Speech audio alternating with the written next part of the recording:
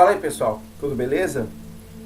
Eu tinha parado faz um bom tempo de fazer vídeos respostas direcionados a uma dúvida individual, né, que pessoas porventura venham a expressar em função de algum vídeo que eu tenha feito. Mas quando a dúvida é interessante, eu acho que vale a pena fazer o vídeo. Nesse caso que não foi necessariamente uma dúvida, né? A pessoa, ela apareceu nos comentários do último vídeo que eu fiz sobre a ressurreição da Ilha Sumítica, e essa pessoa, ela me questiona a validade dos cálculos, das simulações de um caso específico que eu mostrei, né, de uma experiência que foi feita de observação da Ilha Sumítica a uma determinada altura, e ele diz que eu coloquei os dados errados. Ele entra numa discussão comigo, fala que eu coloquei errado, que eu estou errado e não sei o que, insiste nisso e tal. E a gente meio que conversou por um tempo, ele criticando a validade dos meus cálculos e tal. Eu confesso que eu perdi um pouco a paciência, não fiquei irritado, mas eu perdi um pouco a paciência e chamei o cara de fideísta. Então eu vou começar esse vídeo explicando para quem não sabe, né, o que é ser fideísta, tá? Então é o seguinte, aqui pela definição que eu achei aqui no Google, tá, um dicionário, fideísmo é um substantivo masculino, está relacionado à religião, e diz que fideísmo é uma doutrina teológica que, desprezando a razão, preconiza a existência de verdades absolutas fundamentadas na revelação e na fé. Vou repetir. Doutrina teológica que, desprezando a razão, preconiza a existência de verdades absolutas fundamentadas na revelação e na fé. Então tá, a minha opinião é 99% dos terraplanistas são fideístas. Por quê? Porque tudo que eles pensam, tudo que eles acham com relação ao formato do nosso planeta e em relação à física, em relação à ciência, tem a ver com o fideísmo deles, tem a ver com a fé deles, que diz para eles que a gente mora numa pizza. Na verdade não diz, mas a interpretação deles do livro de Gênesis diz que a gente mora numa pizza cercada por uma borda de gelo que tem um domo em cima, e que em cima desse domo tem água, e várias outras viagens aqui.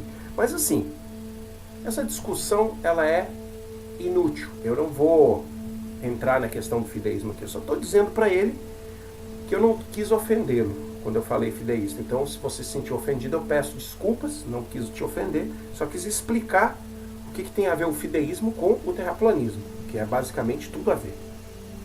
Agora, se você está fazendo isso de um ponto de vista de questionar os cálculos matemáticos, a ciência que está por trás, por exemplo, de uma calculadora de curvatura, eu estou aqui para esclarecer o meu ponto de vista.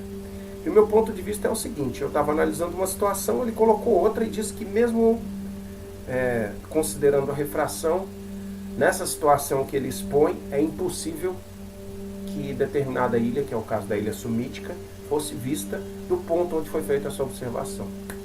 Então nós vamos retomar esse caso aqui particular que ele me propôs aqui. Ele disse que jogou lá na calculadora do Walter Bisling, que eu já apresentei aqui outras vezes, né?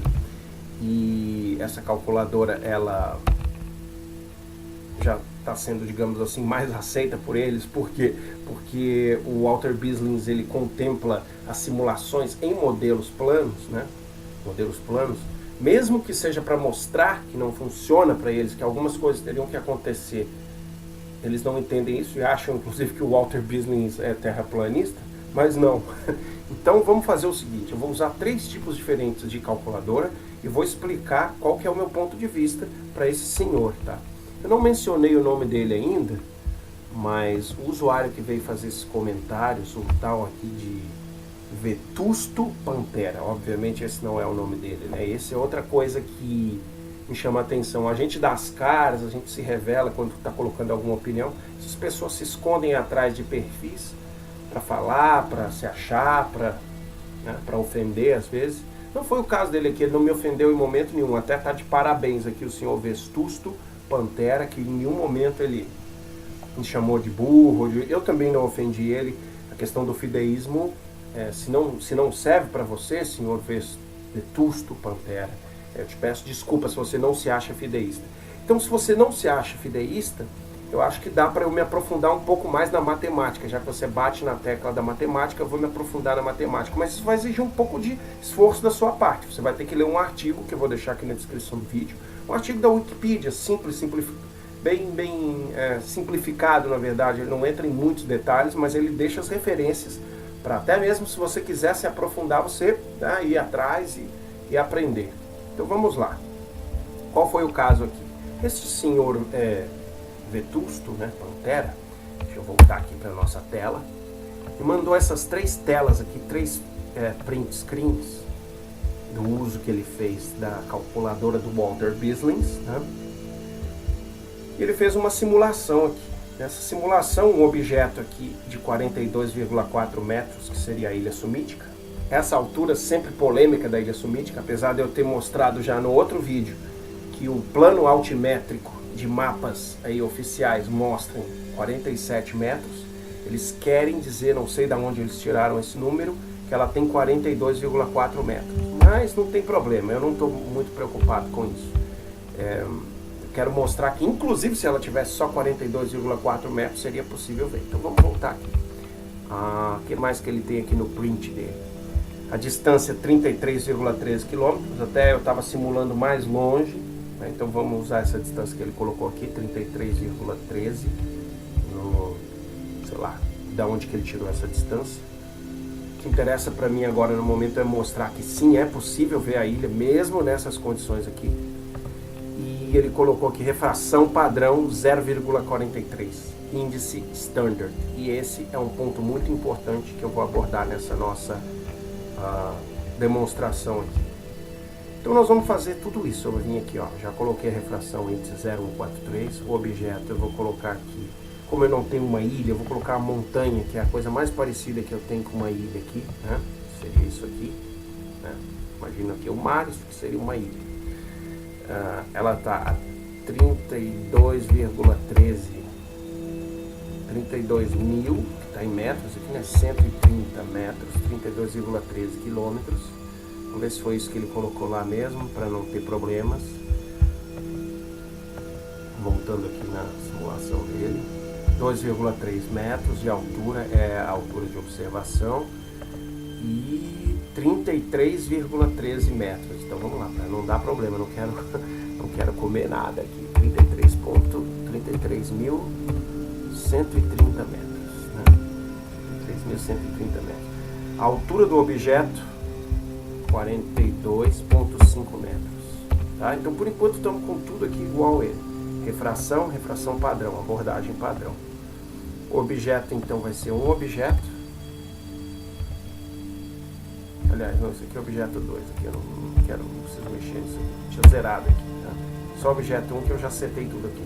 42,5, vamos ver se está bem igualzinho do cara.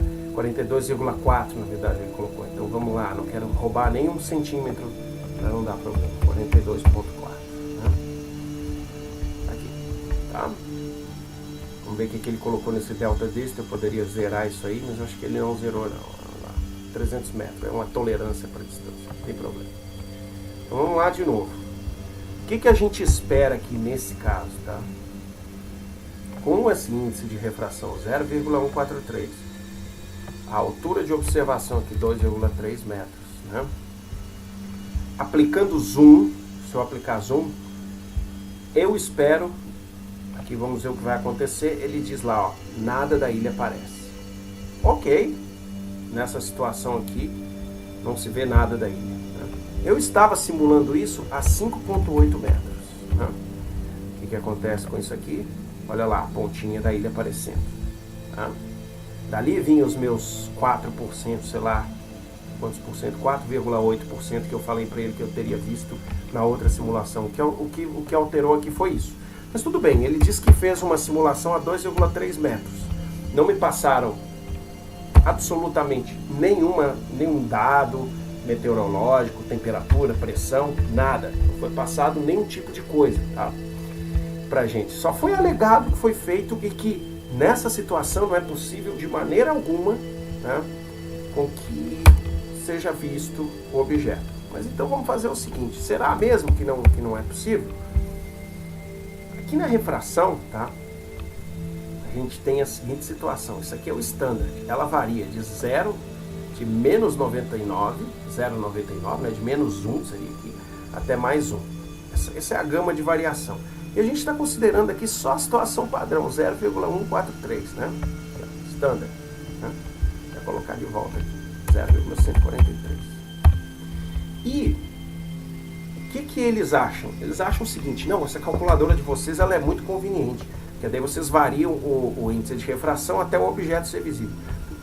Não é isso, na verdade. O que significa? Quando a gente varia o índice de refração aqui, a gente está supondo, a gente não calculou, porque eles não deram dados meteorológicos nenhum para a gente. Nessa faixa de menos 1 até 1, vai acontecer de algum desses valores aqui me trazer a ilha de volta? A visualização? Sim, olha só. A partir de 0,3, que é um índice ainda médio, tá? Não é nem alto, nem extremo, eu já começo a ter uma parte dela sendo visualizada, tá?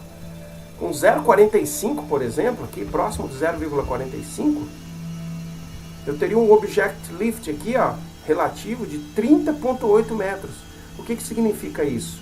Se a gente fizer aqui um cálculo, tá? Aqui na própria parte de view aqui, ó, object hiding, 29 metros, né? Vou pegar a calculadora aqui, vamos calcular quantos por cento seria isso. Eu pego 42,5 menos 29,4462. Isso dá 13 metros, tá?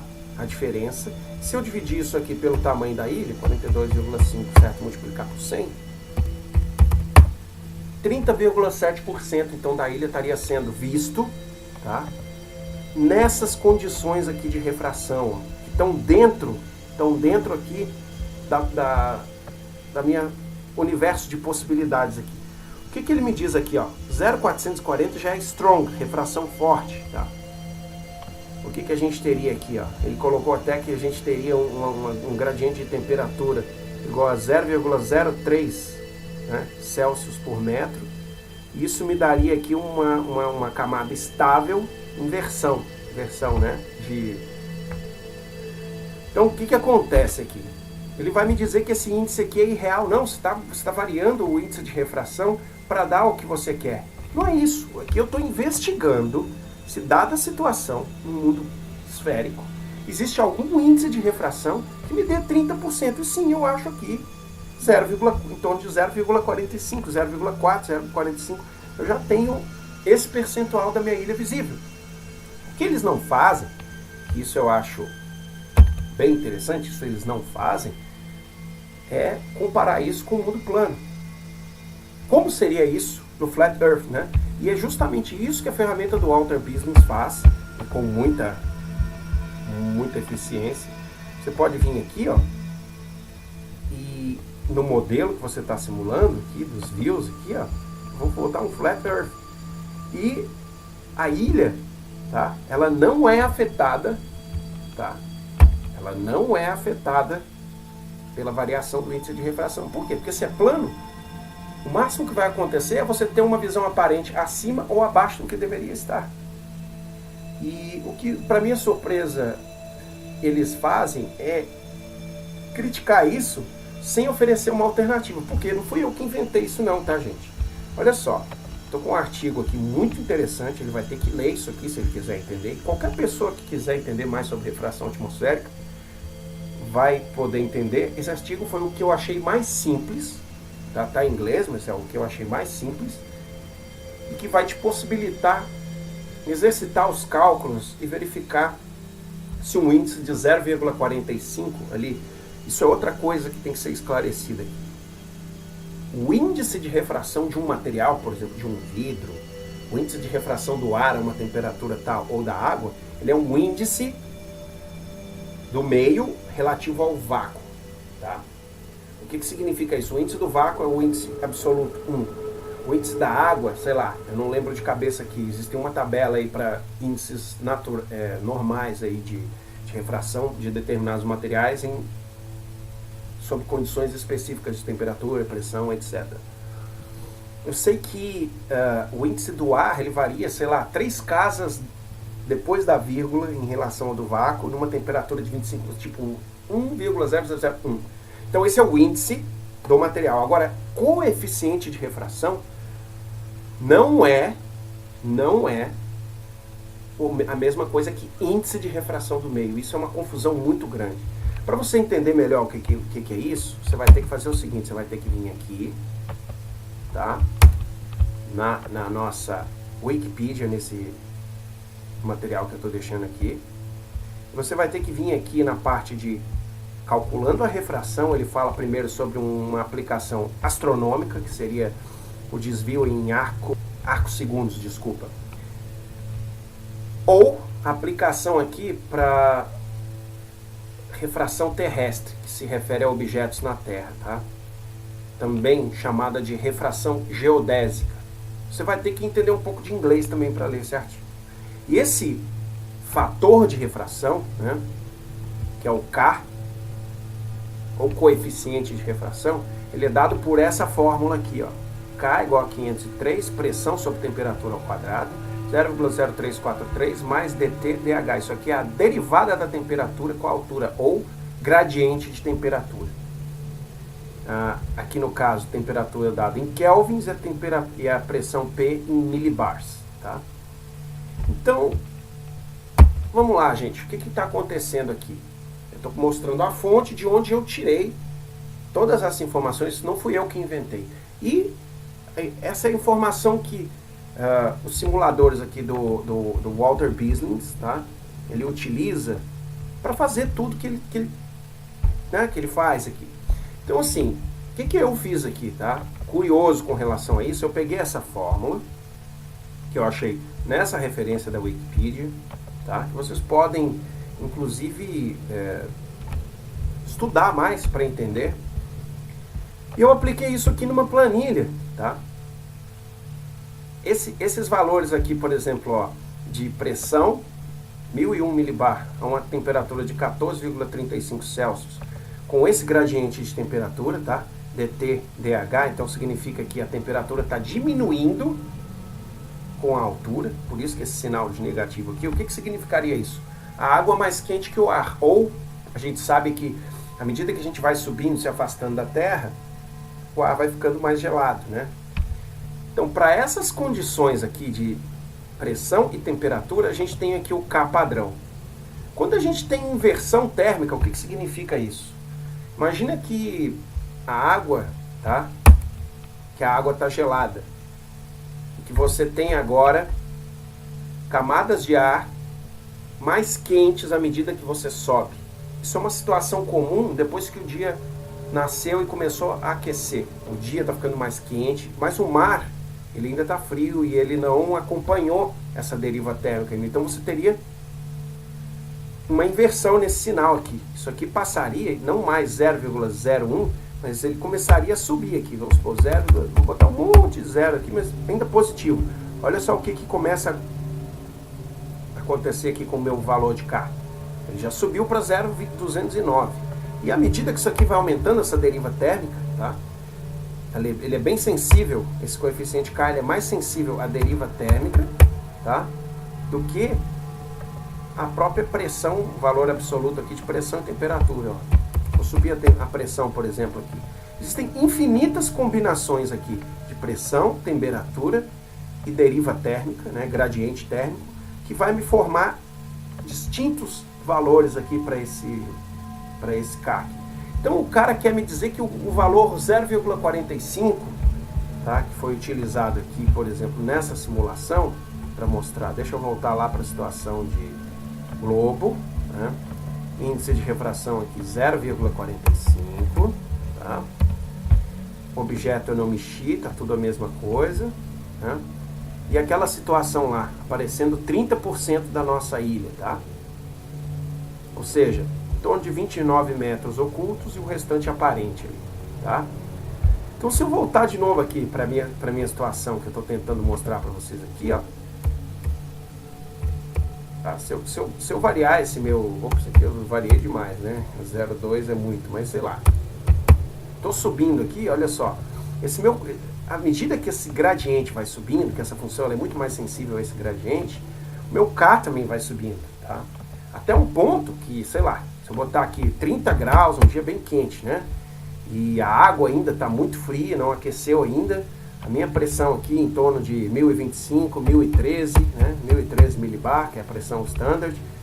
A hora que esse gradiente térmico atingir, por exemplo, 0,02, tá? Olha só o que aconteceu lá com o meu K, 0,30.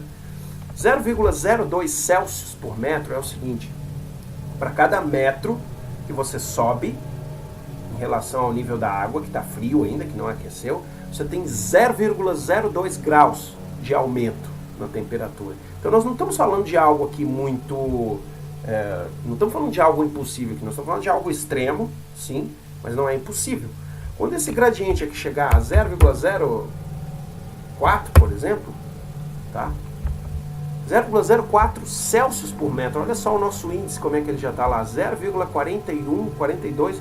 Então sim, vai chegar uma hora que, variando tudo isso aqui, eu vou achar uma combinação que vai me dar... isso aqui eu fiz demais, isso aqui é demais. Sei lá. Eu vou achar uma combinação aqui, ó, sei lá, 32 graus, sei lá, 29 graus. Posso ir variando aqui, olha só. Já ultrapassou lá a minha casa 0,045, sei lá. Muito próximo àquele 0,45 lá, tá? Vai ser tudo em função que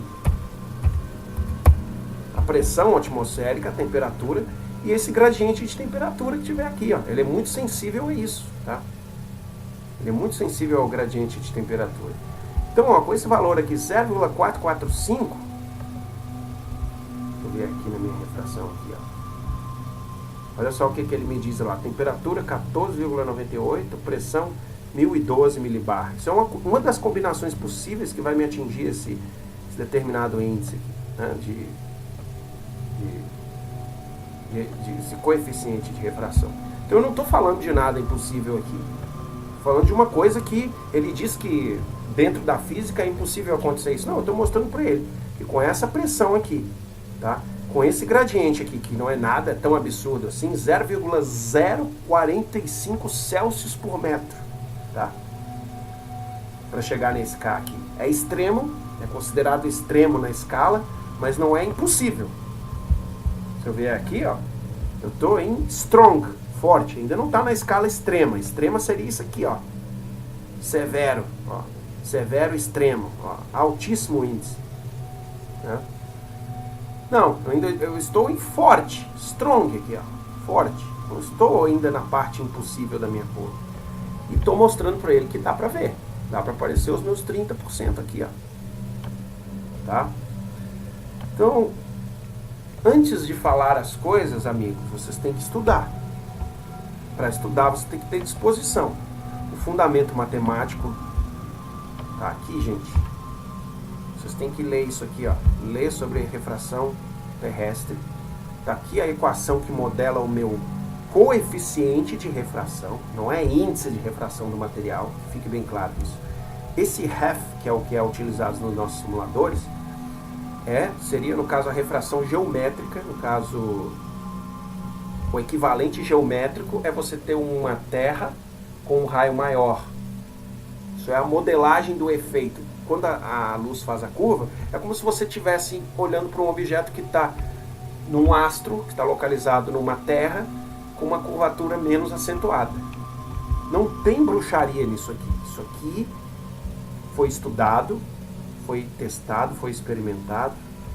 Inclusive, essa é a mesma forma que o Walter Bisling utiliza aqui.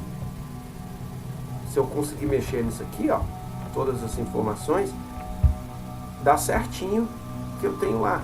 Vou colocar aquele índice padrão 0,143, digamos, standard, né?